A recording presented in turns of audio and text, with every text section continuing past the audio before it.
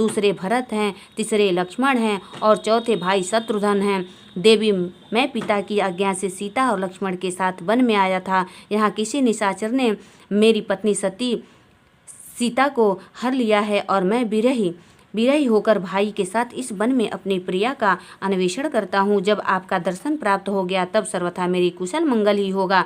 माँ सती, आपकी कृपा से ऐसा होने में कोई संदेह नहीं है। देवी, निश्चय ही अपनी ओर से मुझे सीता की प्राप्ति विषयक वर प्राप्त होगा। आपके अनुग्रह से उस दुख देने वाले पापी राक्षस को मारकर मैं सीता को अवश्य प्राप्त करूंगा। आप मेरा महान सौभाग्य हैं जो आप दोनों ने मुझ पर कृपा की। जिस पर आप दोनों दयालु हो जाएं वह पुरुष धन्य और श्रेष्ठ है।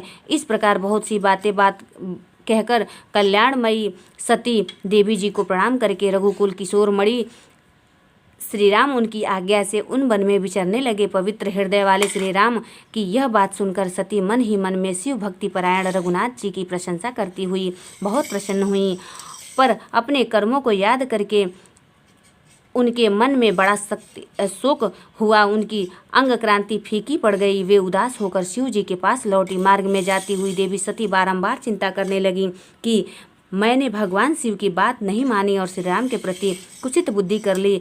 अब शंकर जी के पास जाकर उन्हें क्या उत्तर दूंगी। इस प्रकार बारंबार विचार करके उन्हें उस समय बड़ा पश्चाताप हुआ। शिव के समीप जाकर सती ने मन ही मन प्रणाम किया।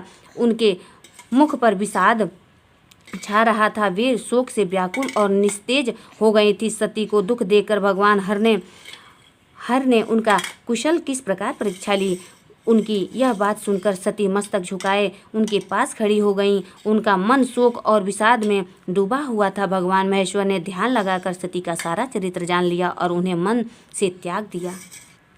वेद धर्म का प्रतिपालन करने वाले परमेश्वर शिव ने अपनी पहली की हुई प्रतिज्ञा को नष्ट नहीं होने दिया। सती के मन से त्याग करके वे अपने निवास भूत कैलाश पर्वत पर चले गए।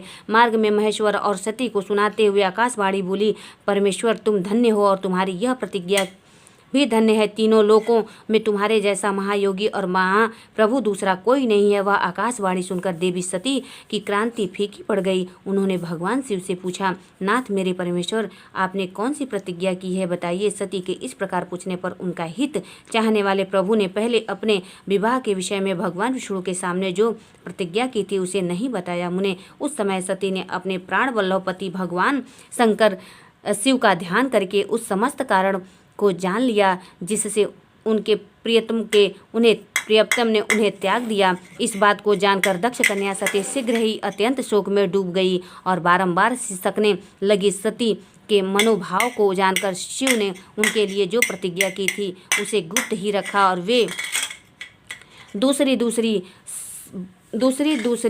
बहुत सी कथाएं कहने लगे। नाना प्रकार की कथाएं कहते हुए वो सती के साथ कैलाश पर्वत पर जा पहुँचे और श्रेष्ठ आसन पर स्थित हो चित्त वृत्तियों के निरोध पूर्वक समाधि लगा अपने स्वरूप का ध्यान करने लगे।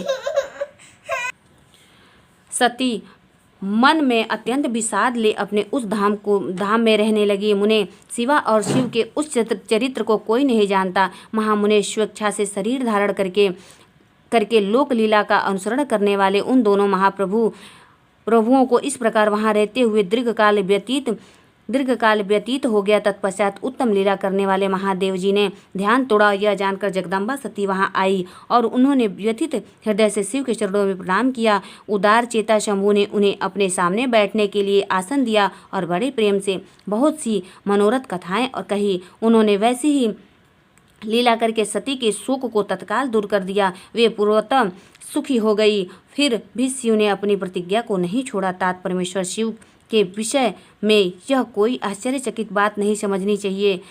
मुनि लोग शिवा और शिव की ऐसी ही कथा कहते हैं। सब कुछ मनुष्य उन दोनों वियोग मानते हैं, परंतु उनमें वियोग कैसी संभव है। शिवा और शिव के चरित्र को वास्तविक रूप से कौन जानता है। वे दोनों सदा ही अपनी इच्छा से खेलते और भांति लीलाएं करते हैं। सती और शिव बाणी और अर्थ की भांति एक दूसरे से नित्य संयुक्त हैं। उन दोनों में वियोग होना असंभव है। उनकी इच्छा से ही उनमें लीला वियोग हो सकता है।